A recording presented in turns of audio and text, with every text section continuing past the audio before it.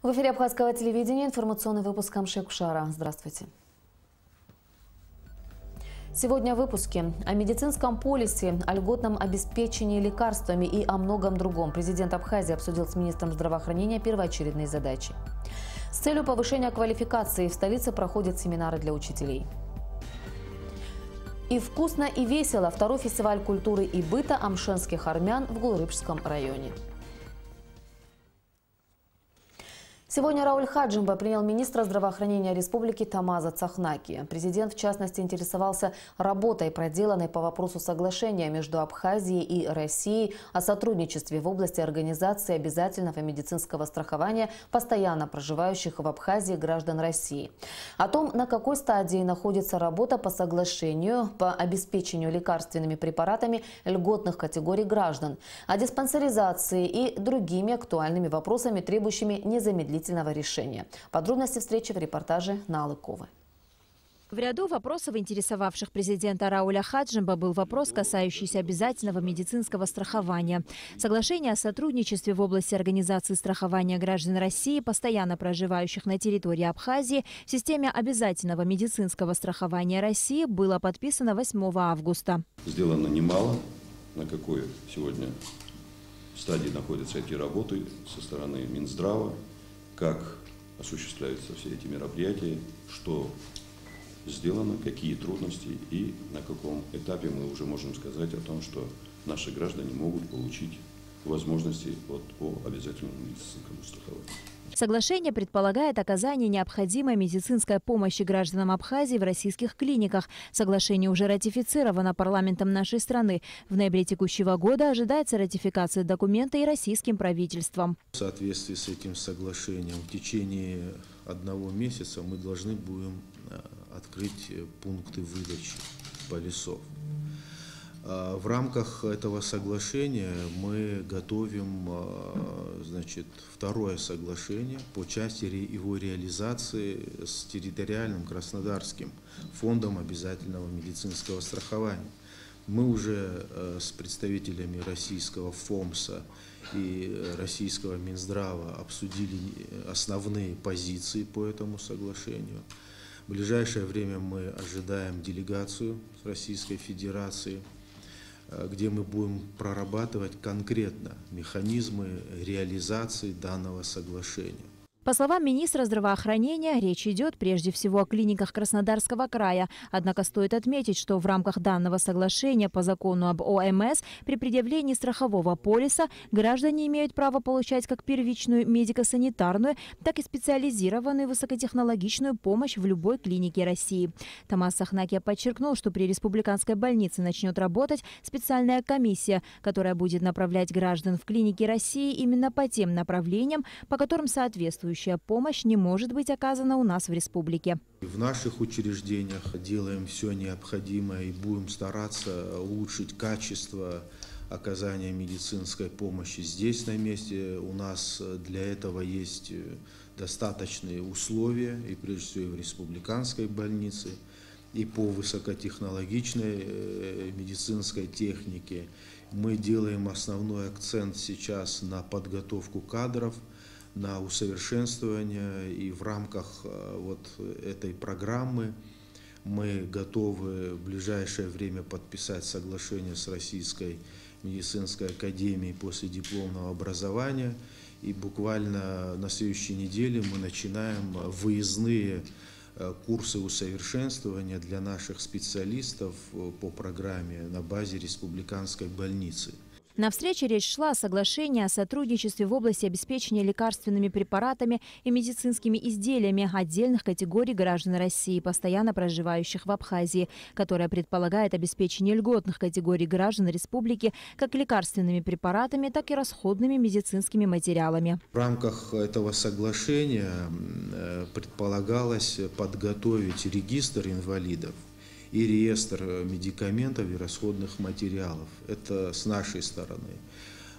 Мы его выполнили, регистр создан, реестр медикаментов подготовлен, и заявка на 4-й квартал текущего года направлена уже в Министерство здравоохранения. То есть это все в соответствии с соглашением. И наш парламент также ратифицировал это соглашение. Мы ожидаем в этом месяце, как нам сказали в Минздраве России, ратификации этого соглашения. И фактически после его ратификации оно будет готово к его реализации.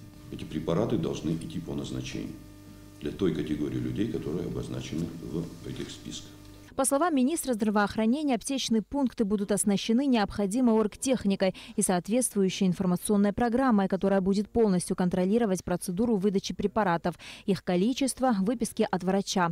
Рауль Хаджимба также подчеркнул важность продолжения диспансеризации жителей Абхазии, начатой в прошлом году.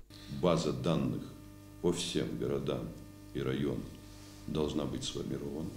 Мы должны знать наиболее подверженные слои нашего общества тем или иным заболеваниям, виды заболеваний характерны для той или другой местности и в целом по Абхазии, и принимать соответствующие меры по локализации этой ситуации. Поэтому я думаю, что здесь еще раз нужно проявить максимум усилий. Все то оборудование, которое было приобретено для этих целей, не должно простаивать. По словам Цахнакия, по итогам диспансеризации 2016 года обследованы более 40 тысяч жителей Восточной Абхазии, в том числе и детское население столицы.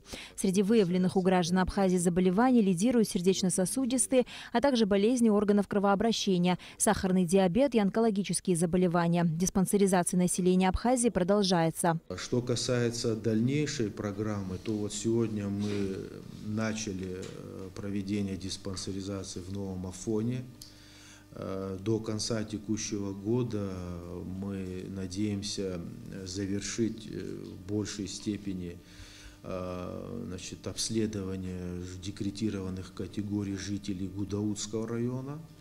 И в следующем году завершить Гагарский район и подвести уже общие итоги по проведению диспансеризации. На встрече обсуждался вопрос открытия нового корпуса республиканского противотуберкулезного диспансера. Как сказал Тамаз Цахнакия, практически все работы завершены. Остались некоторые технические вопросы.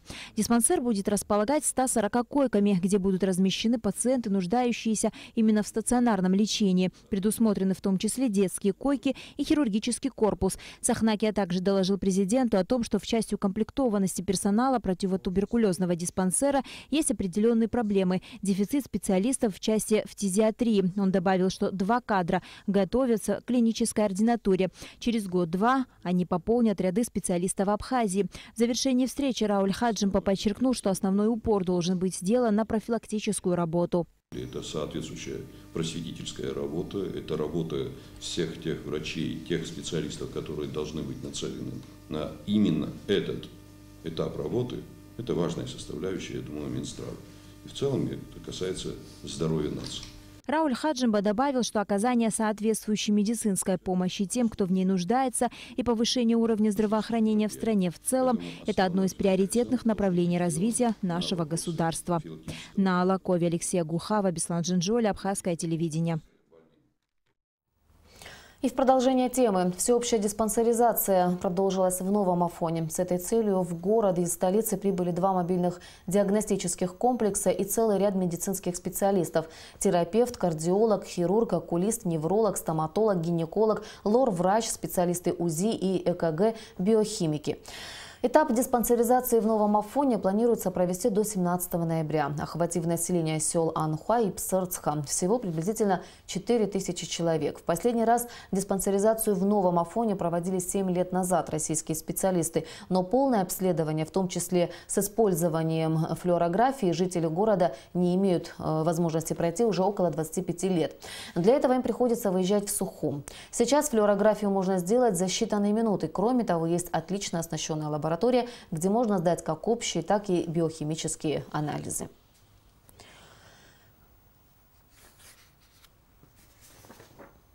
В столице в эти дни проводились и семинары по повышению квалификации преподавателей географии и русского языка. Абхазским учителям были представлены современные методики и технологии преподавания. Али Катрапш продолжит тему. В семинаре повышения квалификации по географии участвовали около 70 преподавателей школ Гудаузского и Тхуарчалского районов, а также учителя столичных школ. Семинар был организован Министерством образования и науки Абхазии совместно с Российским университетом дружбы народов, Казахским национальным университетом и СОИ. Курсы прошли хорошо, на высоком уровне. Материал, который был представлен нашими лекторами, он глубокий, содержательный. Учителя по географии повысили свою квалификацию.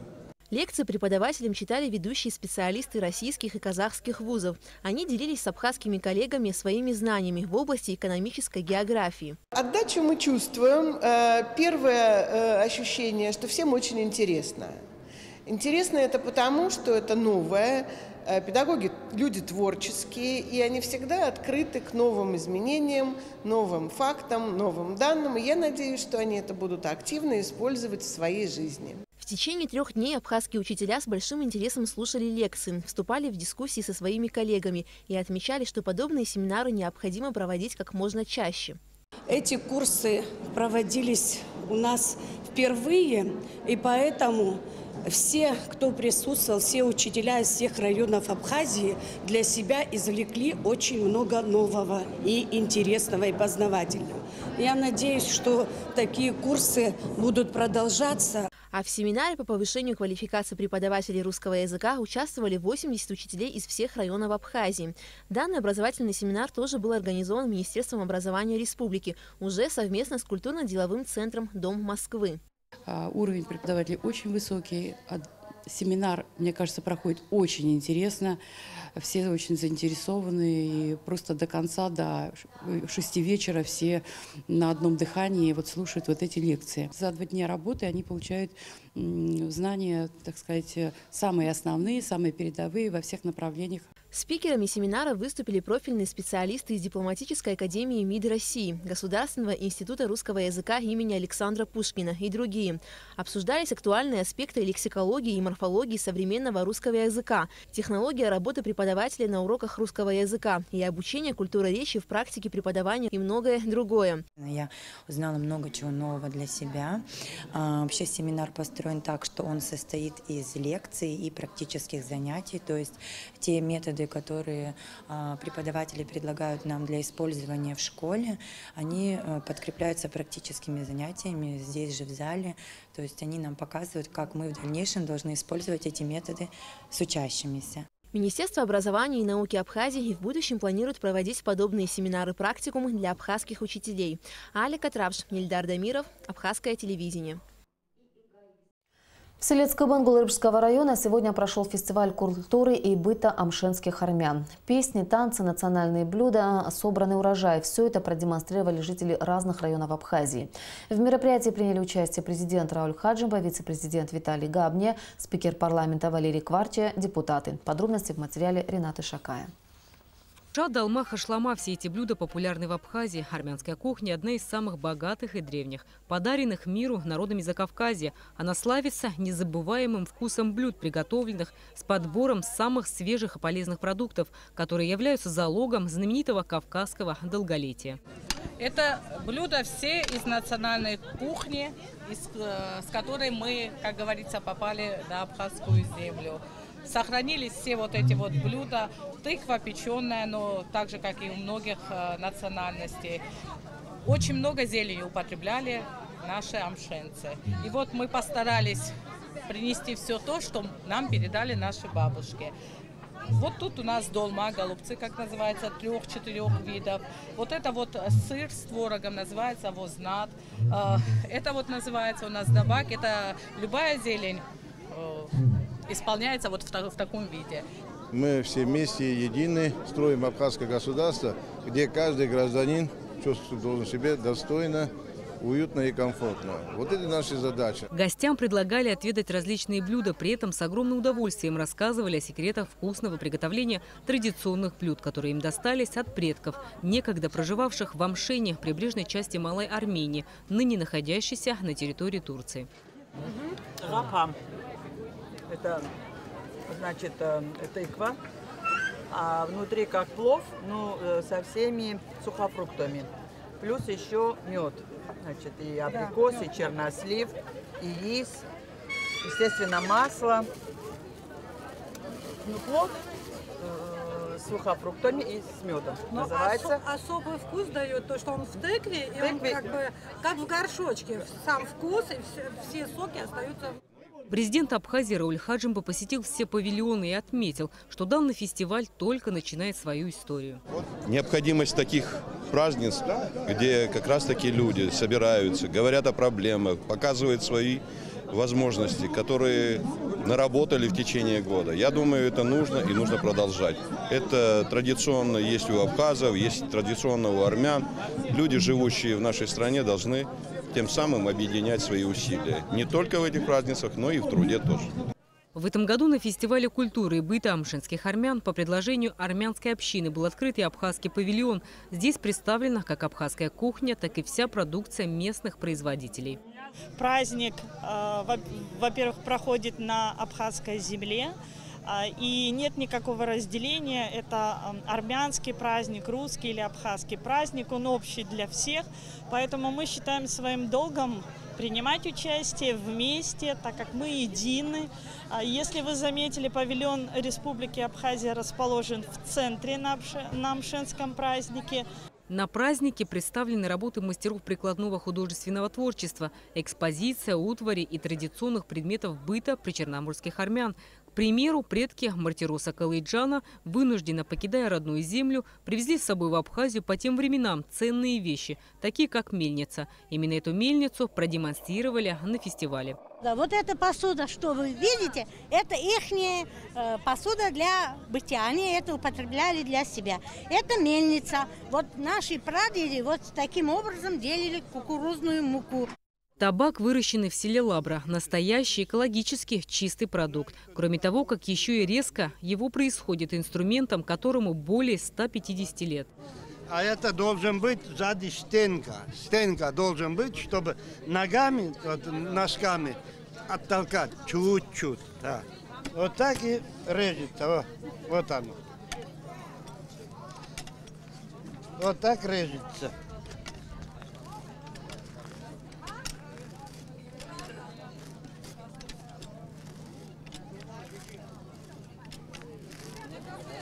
Вот такие лапками оно выходит. Да. Потом пожарим. Потом пожарим его. Он отпускается, становится вот этот табак. После жарки становится, видишь? А вы его для чего выращиваете? Я сам курю его. Я курящий. Я сам курю. Экологически чистый. Знаю, что никакого химиката нету. Фестиваль наполнен культурой и традициями амшинских армян. На мероприятии были представлены различные музыкальные и бытовые предметы, используемые в народе. Откуда у вас сам инструмент? Инструмент мы сами построили, мы вот это турецкий, это из Турции наши деды, когда убежали, оттуда привезли, мы видели, сделали сами тоже.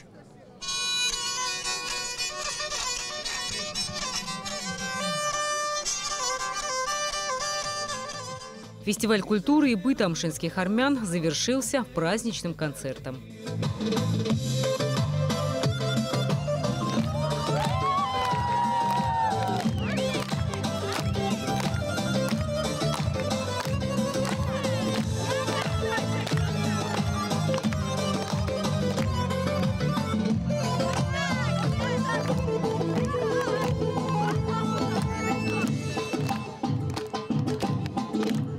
Рената Шакай, Тимур Губохи, Абхазское телевидение. Благотворительный фонд «Апсны» и ростовская фармацевтическая компания «Биофарма» подарили детским реабилитационным центрам Ачамчиры, Гала и Тхорчала оргтехнику и предметы обихода. Соглашение о сотрудничестве между двумя организациями было подписано в октябре этого года.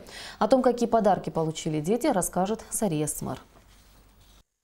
Компьютеры, телевизор, проектор, музыкальный центр, хозяйственные принадлежности, одеяло. Одним словом, все, что необходимо в повседневной жизни. Получили сегодня несколько реабилитационных центров Абхазии. Акции в городах Гала, Чимчира, Тхуарчал были организованы благотворительным фондом АПСНы совместно с ростовской фармацевтической компанией «Биофарма». Это первая совместная акция. Ранее помощь этим центрам сотрудники благотворительного фонда АПСНы оказывали самостоятельно. Нашим добром, теплом и заботой мы хотим, чтобы эти дети были более счастливые, чтобы у них, на наш взгляд, по их спискам все исполнять, чтобы дети приходили в центры, развивались. И я думаю, что мы готовы на другие проекты с Международным фондом АПСНы проводить. Всегда рады помочь нашим деткам, они как ваши, так и наши. Поэтому это очень благое дело, делать деткам добро.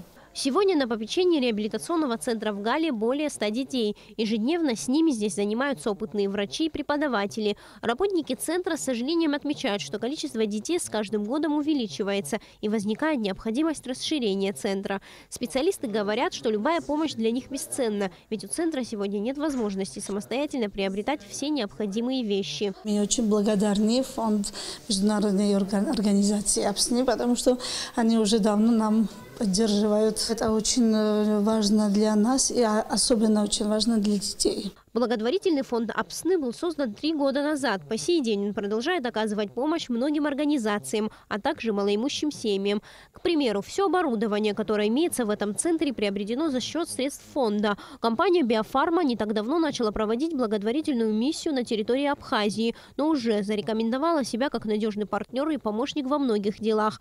Благотворительные акции были проведены еще в нескольких центрах Ачимчиры и Тхуарчала, и им также были переданы вещи первой необходимости. По словам организаторов акции, гуманитарная миссия будет продолжена. Зария Смыр, Саида Гухава, Абхазское телевидение. Несколько сел Гулрипшского района остались без электричества в результате аварии на подстанции Уарча 110 на 10 киловольт. Уже 2 суток специалисты Черноморэнерго работают на месте, чтобы восстановить подачу электроэнергии. Авария произошла во вторник поздно вечером. В результате короткого замыкания полностью выгорел высоковольтный кабель и 3 10-киловольтные ячейки. Установленный здесь так называемый короткозамыкатель должен был автоматически отключить подстанцию, но этого не произошло. По словам главного инженера Черноморэнерго Тенгиза Герджинба, механический привод короткозамыкателя не сработал, так как агрегат изношен, срок его эксплуатации давно истек. Сейчас он отремонтирован и прослужит еще какое-то время, но гарантии того, что сбой не произойдет вновь, нет. В результате аварии несколько сел Гулрипшского района остались без электроэнергии, но часть населения все же была обеспечена электричеством с подстанции Дранда. Специалисты Черноморэнерго приступили к ремонтным работам в среду рано утром. После сообщения мы сразу отреагировали, выехали все службы на месте, на подстанции Уарча. Была произведена осмотр, сообщили Гулрипшскому РЭСу отреагировать, обеспечить население электроэнергией. С подстанции Дранды подали, не полностью, целиком не смогли подать всем, но часть населения была подана. Смогли собрать то количество ячеек, которое нам не хватало, и приступили к монтажу вчера утром.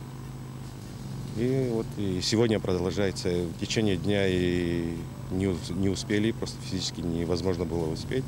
И сегодня уже идет время к завершению, работы к завершению. На подстанции 110 на 10 киловольт Уарча пришлось заново проложить высоковольтный кабель. Полностью заменено содержимое 10-киловольтных ячеек. Запчасти, так называемые устройства релейной защиты и автоматики, а также вакуумные выключатели были в наличии на складах Черноморэнерго, и благодаря этому удалось так быстро устранить последствия короткого замыкания. Энергоснабжение всех сел, обесточенных в результате аварии, восстановлено в течение дня. И о погоде. По сообщениям синоптиков, завтра в Абхазии ожидается преимущественно ясная погода. Температура воздуха ночью плюс 5-7, днем плюс 16-18 градусов. Температура морской воды плюс 16 градусов.